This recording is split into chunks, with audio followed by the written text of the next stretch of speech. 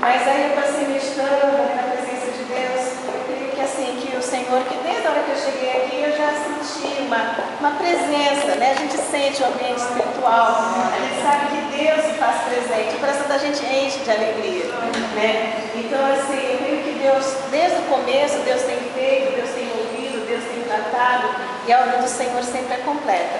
Amém. Então, mesmo sentados, vamos fechar nossos olhos. Senhor, nós te somos gratas, ó Pai, por esta tarde. Eu sou grata a Deus porque o Senhor tem nos amado de uma forma, ó Deus, tão sobrenatural, Senhor. O seu amor realmente tem nos impactado. Quando nós podemos perceber, sentir as suas mãos, o seu zelo, o seu cuidado para com as nossas vidas. E neste momento, ó Pai, nós vamos compartilhar da tua palavra. Senhor, tu és o Deus santo, o Deus poderoso, o Deus que conhece os nossos corações e as nossas vidas. Eu sei, ó Pai, que o Senhor tem perscrutado, sondado o coração de cada uma dessas mulheres que o Senhor reuniu neste lugar. Que Deus não venha eu na minha limitação, mas que realmente, Senhor, o Senhor possa estar me usando como um vaso desobstruído, ó Pai, como instrumento para poder estar ministrando aos nossos corações. Porque eu creio, ó Pai, que a sua obra é completa, a sua presença já é real neste lugar. O Senhor é Deus que tem ministrado, Senhor, e que neste momento o Senhor possa estar falando, ó Pai, com cada uma de nós, porque nós queremos, Senhor, ouvir a tua palavra, e que os nossos corações sejam como solo fértil, Pai, pronto, ávido, Senhor, para receber a boa semente. Se conosco, ó Pai, em nome de Jesus. Amém. Amém. Bom, o tema é que árvore eu sou. Amém? Aí se nós pensarmos assim, em árvore, né, o que nós imaginamos? Vocês estão com as suas Bíblias? Vamos abrir em Salmos, capítulo 1, versículo 3. Salmos, capítulo 1, versículo 3. Está dando para ouvir bem? Né? Está sem microfone. Se vocês quiserem, eu pego o microfone. Precisa? Salmos 1, 3.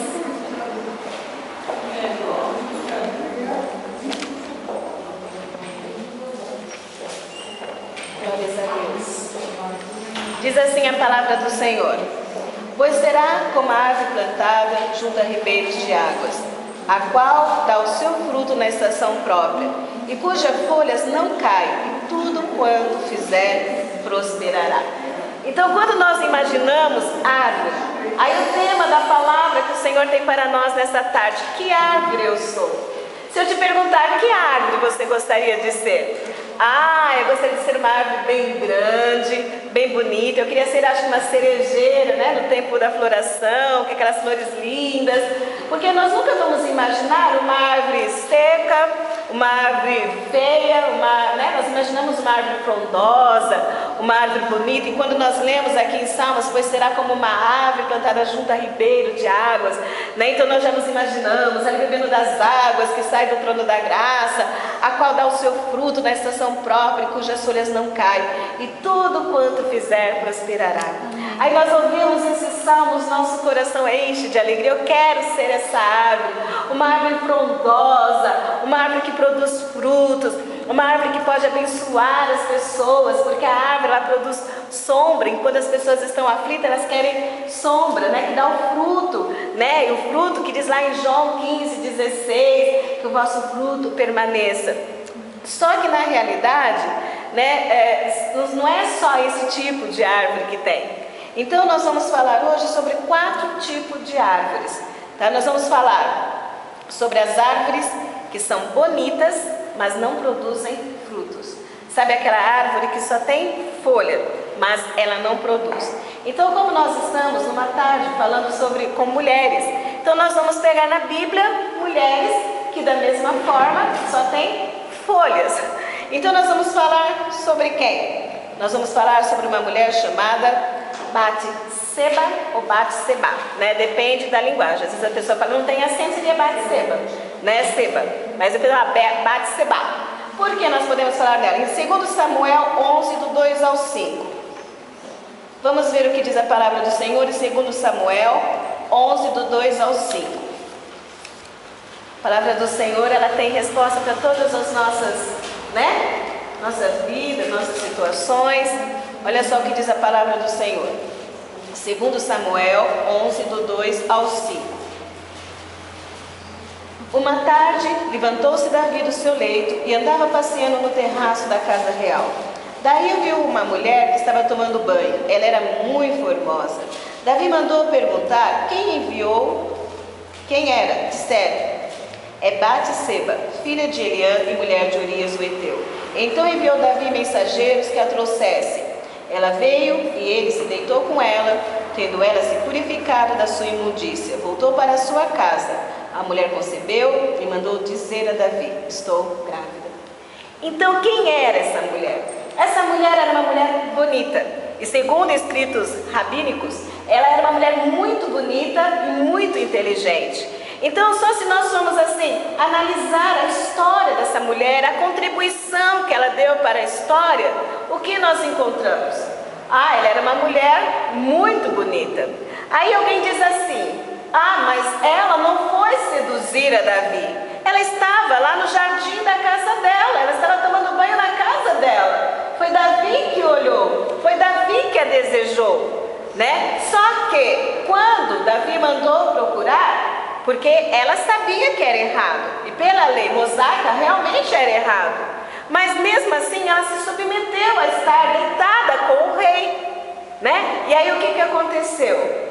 Várias coisas, porque assim, ela estava se banhando. Então nós imaginamos uma mulher, né, bonita, que se cuida, só que o Senhor, Ele quer lavar não apenas o exterior, mas o nosso interior. O que é um interior limpo? Buscar a santidade, buscar viver a essência da palavra de Deus, buscar estar no centro da vontade de Deus, porque o Senhor, Ele chamou a cada uma de nós, e dentro de nós algo que se chama temor a Deus.